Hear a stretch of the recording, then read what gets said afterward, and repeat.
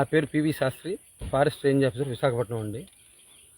సాధారణంగా సర్పజాతిని చూసి అంటే పాములు చూసి అందరూ భయపడుతూ ఉంటారు.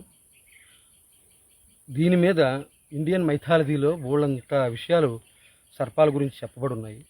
చెప్పబడినవన్నీ కూడా ఈ కాలానికి అంటే కలికాలానికి సంబంధించినవి కాదు. అప్పుడు దేవతా సర్పాలు ఉండేవి, రాక్షస సర్పాలు ఉండేవి.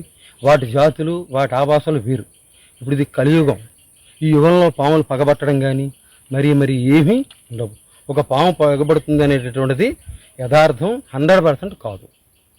అలాగే వాటికి అనుకూలమైనటువంటి సమయం వచ్చినప్పుడు అంటే వాతావరణ పరిస్థితులు అన్నీ కూడా అనుకూలించినప్పుడు వాటి సంతతి విపరీతంగా పెరుగుతుంది.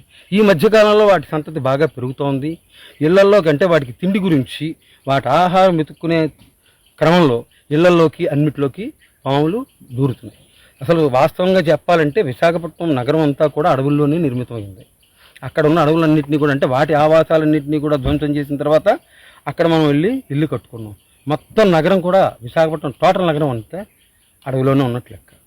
సో ఇవన్నిటికీ కూడా పక్షులకి, రకరకాల పక్షులకి, పాములకి, వన్యప్రాణులకి ఆవాసమైనటువంటి విశాఖపట్నం ప్రాంతం.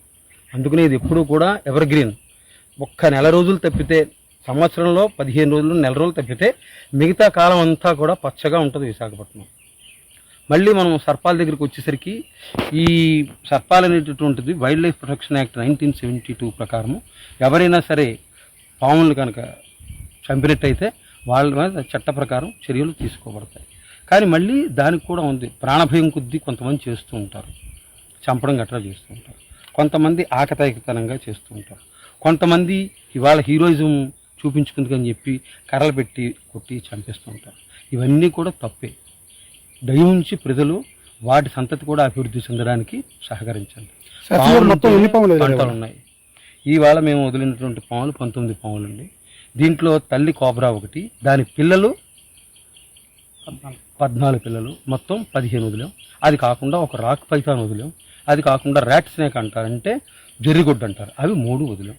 వివిధ సందర్భాల్లో ప్రజల నుంచి మాకు వచ్చినటువంటి ఫిర్యాదుల మేరకు మేము ఆ స్నేక్ క్యాచర్లు ఎవరైతే దగ్గరలో ఉన్నారో వాళ్ళని అలర్ట్ చేస్తాం. వాళ్ళు వెళ్ళి, అందులో ఈయన నాగరాజు స్నేక్ క్యాచర్ విశాఖపట్నం ఉంది. ఈయనకు కూడా నేను చెప్తూ ఉంటాను. ఈయన వెళ్ళి వాటిని రెస్క్యూ చేసి పట్టుకుని తీసుకొస్తారు. తీసుకొచ్చిన తర్వాత వాటిని ఎక్కడ వదిలిపెట్టాలి అనేటటువంటిది డిసైడ్ చేసి నేను కానీ నా స్టాఫ్ కానీ ఆయా ప్రాంతాల్లో విడిచిపెట్టేస్తూ ఉంటాం. జనావాసాలకి దూరంగా ఉన్నటువంటి అటవీ ప్రాంతాల్లో వీటిని విడుదల చేసేస్తూ ఉంటాం. ఇవి మేము చేస్తున్నటువంటి పని. తీసుకొచ్చిన తర్వాత వాటిని ఎక్కడ వదిలిపెట్టాలి అనేటటువంటిది డిసైడ్ చేసి నేను కానీ నా స్టాఫ్ కానీ ఆయా ప్రాంతాల్లో విడిచిపెట్టేస్తూ ఉంటాం. జనావాసాలకి దూరంగా ఉన్నటువంటి అటవీ ప్రాంతాల్లో వీటిని విడుదల చేసేస్తూ ఉంటాం. ఇవి మేము చేస్తున్నటువంటి పని.